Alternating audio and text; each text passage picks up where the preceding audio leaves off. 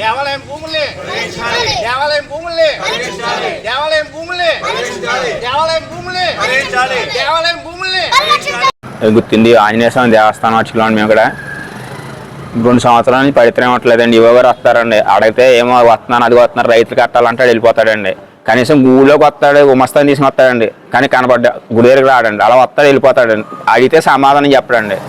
ఇగో కృష్ణాష్టమి చేసామండి, నిన్న డబ్బులు అడిగామండి, ఇవ్వలేదండి. మన శ్రీరామనవమి నుంచి ఇప్పుడు వరకు ₹1 వాళ్ళ నందాదీపం కానీ ఏది అడిగినా సరే లేదు అన్నాడు. గత సంవత్సరం ₹40,000 బాకీ ఉందండి. గత పవిత్రం ఇవ్వాలండి, ఏం అడిగినా సరే రైతు మీ ఊళ్ళో రైతులు కడితే ఇస్తామని చెప్పి మేము ఏం చేయలేము, మీరు ఏం చేయకుండా చేసుకోండి అంటున్నాడండి ఆయన వచ్చినాడల్లా. అంతే తప్ప సమాధానం చెప్పడం కానీ ఊళ్ళోకి వచ్చి గుళ్ళోకి వచ్చి మాకు కనపడడం కానీ ఏం ఉండదండి. ఓ గుమస్తాన్ని తీసుకుని వస్తాడు, 5 నిమిషాలు అలా కూర్చుంటాడు. మన పాటలకు వచ్చాడండి ఆయన, 5 నిమిషాలు కూడా మాతో మాట్లాడలేదండి. మరి మీరు ఏం చేస్తారని అడిగితే మీరు ఏం చేసి చేసుకోండి, మాకు ఇస్తే పాటలకు వచ్చి వెళ్ళిపోతున్నాం అంటాడండి. మాకు సమాధానం చెప్పేలేదండి. ఏప్రిల్ నుంచి ఇప్పుడు నేను వంచి చేస్తున్నానండి, ₹1 ఇవ్వలేదు. ఇవ్వమంటే అది అంటే ఇవ్వండి వెళ్ళిపోతాడు. రాడ వస్తే కనపడ్డావు, ఊళ్ళోకి వస్తాడు, ఎవరైతే బుల్లిగా దగ్గరికి వెళ్ళాను, లేకపోతే ఆయన దగ్గరికి వెళ్ళాను, ఈయన దగ్గరికి వెళ్ళాను, పేర్లు చెప్తున్నా వెళ్ళిపోతున్నాడు ఆయన. అంతే తప్ప ఏమి ఇక్కడ ఇచ్చేది ఏమి లేదు, చేసేది లేదు. ఆయన 3 సంవత్సరాలు 2 సంవత్సరాలు అయిందండి, ఎప్పుడు చూసినా బకాయిలే తప్ప ఏమి లేదండి. ఈయన చేసేదండి. ఉత్సవాలు అసలు అర్చకులను కూడా కేకాడండి మీటింగ్ కి. ఉత్సవాలు చేస్తారు, ఏం మీటింగ్ చేస్తారు, ఏమి బడ్జెట్ పెడుతున్నా ఏం చేయడం, ఏం చేస్తున్నాడో తెలియదండి. ఏం చేస్తా ఆదాయం అంతా ఎప్పుడు చూసినా మీ ఊళ్ళో ఆదాయం మీకు శ్రీరామం ఖర్చు పెట్టేస్తున్నాం, దానికి ఖర్చు పెడుతున్నాం, పూలు ఖర్చు పెడుతున్నాం, వాటికి ఖర్చు పెడుతున్నాం తప్ప మాకు ఇచ్చేది ₹3,000 ఇస్తాను నెలకి. ఏం చేస్తున్నాడో అడిగితే అడిగి సమాధానం చెప్పడండి. మీరు ఏం చేయకుండా చేసుకోండి, పై అధికారులు తెలియజేసుకోండి అంటాడు. అంతే తప్ప వచ్చి సమాధానం కూర్చుని ఏంటి అర్చకులకి మీకు ఏమున్నాయి, మీకు ఏం సమస్యలు ఉన్నాయి ఏంటి అని అడిగే నాది లేదండి. అక్కడ అడగదండి అసలు. దేవస్థాన అర్చకులు మేము దేవస్థానంలో లక్ష్మణరావు ఈవో గారు గత 2 సంవత్సరాల నుంచి ఛార్జ్ తీసుకున్నాడు. కానీ ఆయన ఉత్సవాల టైంలో కనపడతాడు. ఉత్సవాలు కూడా గుమస్తా వస్తాడు. శ్రీరామనవమి అంత పెద్ద ఉత్సవాలు జరుగుతున్నా కూడా గుమస్తా వస్తాడు తప్ప ఈవో రాడు. కారణం ఏంటంటే ఇక్కడ రైతులు డబ్బులు కట్టట్లేదు అంటారు, కారణం చెప్తాడు. ఏ ఉత్సవాలు చేయాలన్నా దేవస్థానాలు డబ్బులు లేవంటాడు ఆయన. కనీసం ఏ ఉత్సవాలకైనా దేనికైనా సరే అర్చకులను ఎవరిని కూడా సంప్రదించడు. గ్రామస్తుల సహకారం లేకపోతే ఈ దేవాలయాలు త్వరలో మనుగడ కూడా ఇబ్బంది అవుతుంది.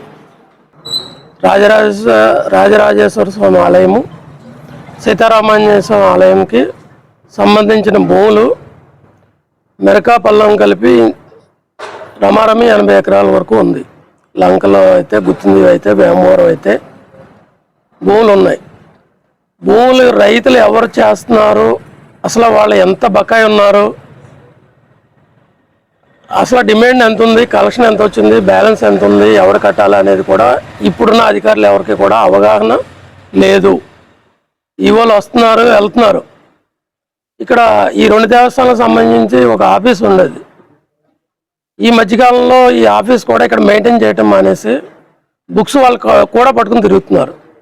ఏమన్నా అడిగితే ఏదో ఉత్సవానికి తూతూ మంత్రంగా రావటం, ఏదో డబ్బులు కలెక్ట్ చేసుకోవటం, ఆ యొక్క కార్యక్రమాన్ని చక్కబెట్టడం, అది కూడా గ్రామ ప్రజలు పట్టించుకుని ఆ ఉత్సవానికి కావాల్సిన డబ్బులు ఎవరైతే ఈ ఉత్సవాలు మెయింటైన్ చేస్తున్నారో వాళ్ళ జేబులని తెచ్చి పెట్టుకుని వీళ్ళు ఎప్పుడు ఇస్తే అప్పుడు 6 నెలలకో సంవత్సరానికో ఇస్తే ఇచ్చినట్టు లేకపోతే లేదు. ఈ విధానంలో ఈ దేవస్థానాలు నడుస్తున్నాయి. ఇప్పుడు వచ్చిన కొత్త సమస్య ఏంటంటే 190/1లో 6 ఎకరాల 93 సెంట్లు మొత్తం. అది పక్కనున్న గ్రామం ఆక్రమించుకుంటూ వస్తున్నారు. 2-3 సార్లు చెప్పాం, పట్టించుకునేవాడు లేడు. మళ్ళీ ఇప్పుడు ఒకళ్ళు పాకేశారు, ఒకళ్ళు మొక్కలు వేసుకుంటూ ఎదురుకొస్తున్నారు. ఇప్పుడు మళ్ళీ రిపోర్ట్ చేస్తే అతను వచ్చి కంగారు ఫోటో తీసుకుని గ్రామ ప్రజలను గుడి దగ్గర రమ్మని చెప్పి ఇక్కడ నిలబడకుండా వెళ్ళిపోయాడు అతను. ఇలా జరుగుతుంది. సర్వే చేయించానని చెప్తున్నారు. సర్వే ప్రకారం అసలు మొక్కలు ఎక్కడి వరకు వచ్చినాయి అనేది అతను వేయించలేకపోతున్నాడు. ఇంకొకటి జీఆవర్లో ఉంది, అక్కడ ఒక అతను ఆక్రమించిన హౌస్ కూడా కట్టేసుకున్నాడు. ఇంకోటి ఒక ల్యాండ్ ఒకటి 90 సెంట్లు ఎంతో ఉంది. అది ఎవరి మట్టికాళ్ళు మెరకది ఇళ్ల స్థలాలకు పనిచేస్తుంది. దాన్ని ఎవరి మట్టికాళ్ళ వినియోగంలోకి తెచ్చుకుని ఇల్లు కట్టుకుని జరుపుకుంటూ వచ్చేస్తున్నారు. ఈ విధమైన ఎంప్లాయీస్ ఉంటే ఈ గుళ్ళకి కూడా వచ్చే ఆదాయం కూడా పోయి ఎదరెదర ఉత్సవం కాదు కదా, దోపదీప నైవేద్యాలను కూడా చేయకుండా చేసే పరిస్థితికి వీళ్ళు తీసుకొస్తారు. అంచేత మీ మీడియా వాళ్ళు కూడా సహకరించి మాకు దీని పరిస్థితిని పూర్తిగా ఉన్నతాధికారికి ఫిర్యాదు చేశారా మీరు? చేసాం. ఎన్నోసార్లు నేను స్వయంగా ఒక 12 ఎకరాల్లో చేను అనాథరైజ్డ్గా ఉంటుంది, డంపింగ్ యార్డ్ల కింద పనిచేస్తున్నాయి. అవి చుట్టూ చెరువులు అయినాయి. చెరువులు చేయాలని నేను రిపోర్ట్ రాయించి ఈవోని తీసుకెళ్ళి ఆయన్ని చూపించి ఎన్నోసార్లు సంతకాలు పెట్టించి ఇచ్చాను నేను. ఇప్పుడు 3 ఈవోలు మారారు. దాన్ని సమస్య పరిష్కరించినోడు ఇవాళకి ఒకటి నాకు కనిపించలేదు. ఇదే పరిస్థితి నడిపితే మాత్రం బ్రాహ్మణులు దోపదీప నైవేద్యాలు చేయడానికి కూడా కష్టమైపోతుంది. ఉత్సవాల మాట దేవుడేరుకు. ఇలాగే పట్టించుకునే పరిస్థితి ఉంటే మీరు ఏం చేస్తారు? మేము గ్రామం అంతా ఏకమై దీని మీద ఎంతవరకు వెళ్ళాలో ఏసీ గారు కంప్లైంట్ ఇవ్వటం, డీసీకి ఇవ్వటం, మొత్తం దీన్ని చేసి ఏంటనేది వీళ్ళకి ఇదే పద్ధతిలో నడిస్తే మాత్రం ఖచ్చితంగా మేము అందరం దీన్ని తీసుకుని కలెక్టర్ గారి దృష్టికి కూడా తీసుకెళ్తాం అండి. ఆల్రెడీ వెళ్ళింది మన గ్రీవెన్స్కి అండి. ఇన్స్పెక్టర్ నేను పదే ఫోన్ చేస్తున్నాం, నా చేతిలో ఏమి లేదు, కావాలంటే ఈవోని మారుస్తాను అంటున్నాడు ఆయన. అంతకు మించి నా చేతిలో ఏమీ లేదు. ఇది మేము ఇంచుమించు నేను నాకు తెలుసుండగా ఒక 4-5 ఈవోల్ని చూశాను నేను. ముందు వాళ్ళు ఒక రకంగా చేసుకుంటూ వెళ్ళారు, కానీ ఇంత మరీ పట్టించుకోని వ్యక్తి ఈ లక్ష్మణ్ అనే వ్యక్తి నాకు కనిపించాడు.